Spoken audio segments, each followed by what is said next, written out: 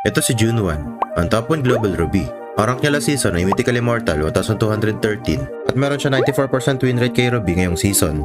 At sa video na to, malalaman natin kung paano niya ito nagawa. Malakas si Ruby sa early game fights dahil sa low cooldown skills niya at sustain. Kaya importanteng rumespo kayo sa turtle fight dahil malaki ang chance niyo makakuha ng maraming kills. Pagkatapos naman makuha ni Junwan ang toro niya sa XP lane, mahilig siya magpwersa ng fight sa kalaban niya bago mag-spawn yung pangalawang turtle. Ito ay para makapitas muna siya o mapalaw sila para mag-recall at hindi na makapalag sa pag-spawn ng pangalawang turtle. Dahil sa built-in spell vamp ni Ruby, kaya niya makipaglaban ng walang tigil. At dahil dito, patuloy lang si Junwan sa pangugulo sa kalaban niya at madalas nakakakuha siya ng maraming kills dito. Kaya mas madali nakakontrol ng team niya ang mapa at nagiging tanod siya sa jungle ng kalaban ay kung sino man makita niya ay ginagawa agad. At para sa playstyle na ganito, kailangan niya ng War Axe at Brute Force para sa dagdag kunat at cooldown na bigay nito. Dahil madalas na nasa gitna siya ng laban at kasabay ang kanyang tank. At oo nga pala guys, kung naghahanap kayo ng mura recharge store, subukan nyo lang ang Smile One.